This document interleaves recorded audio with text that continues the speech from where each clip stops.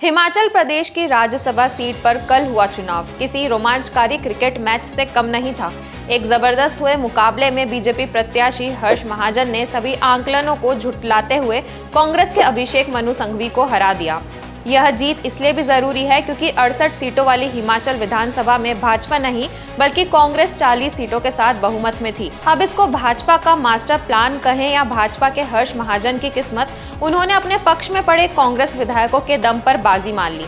हालांकि एक बात तो आपको यह बताना जरूरी है कि आज तक हर्ष महाजन ने एक भी चुनाव नहीं हारा है। आज की रिपोर्ट में हम आपको बताएंगे क्यों है हर्ष महाजन भाजपा के मुकद्दर के सिकंदर। नमस्कार, मैं यशस्वी जोशी स्वागत करती हूं आपका यूबीई न्यूज में, जहां हम न सिर्फ खबरें लाते हैं बल्कि उसका बारीक और सटीक विश्लेषण भी करते हैं। चंबा से राज्यसभा के लिए चुने जाने वाले हर्ष महाजन पहले सांसद बने हैं। इतिहास पर नजर दौड़ाएं तो चंबा से संबंध रखने वाला कोई भी राजनीतिज्ञ व व्यक्ति आज तक राज्यसभा सांसद नहीं बना है। लेकिन चंबा से संबंध रखने वाले हर्ष महाजन ने कांग्रेस के अभेद किले में सेंध लगाते हुए पहली बार राज्यसभा सांसद बन इतिहास रच दिया है। राज्यसभा चुनाव से पहले ही वो कह चुके थे कि कई कांग्रेस विधायक उनके पक्ष में वोट करेंगे।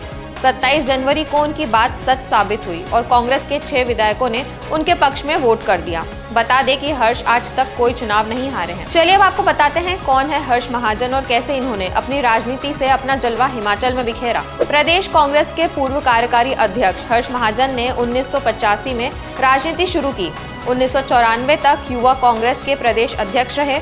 वो अपने कॉलेज के दिनों से ही राजनीति में काफी सक्रिय थे। 1986 से 1995 तक प्रदेश युवा कांग्रेस के अध्यक्ष रहे।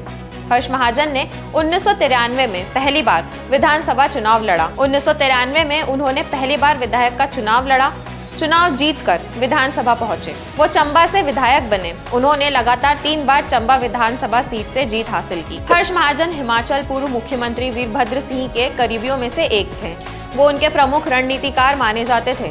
वीरभद्र सरकार में वो 2003 से 2008 तक पशुपाल मंत्री रहे। लंबे समय तक कांग्रेस पार्टी में रहे हर्ष महाजन ने विधानसभा चुनावों से ठीक पहले कांग्रेस पार्टी छोड़ बीजेपी का दामन थाम लिया था।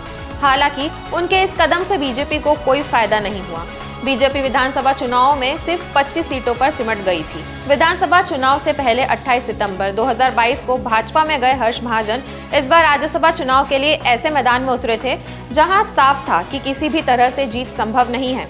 इसके बावजूद यह चुनाव भी जीता। नामांकन पत्र भरने के दौरान भी उन्होंने कहा था कि कई विधायक उनके संपर्क में हैं। इसके बाद से ही क्रॉस वोटिंग के कयास लगाए जा रहे थे जो सही साबित हुए। विधानसभा चुनाव में भले ही वो कुछ खास नहीं कर पाए हों, लेकिन इस बार हर्ष महाजन ने कांग्रेस खेमे में सेंध मारी कर राज्यसभा संसद की जीत हासिल की।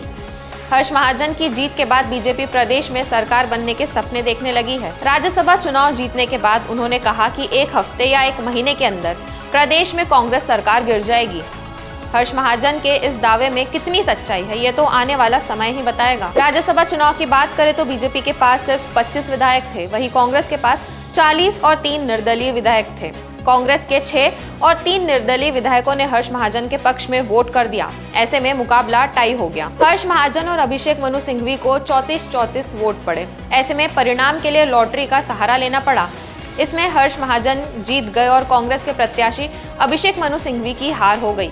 तो यह थी हमारी आज की एक खास रिपोर्ट और आपको हमारा कार्यक्रम कैसा लगा, अपने विचार हमसे जरूर साझा करें। वीडियो पसंद आए तो इसे लाइक और शेयर करें। साथ ही हमारे चैनल को सब्सक्राइब जरूर करें।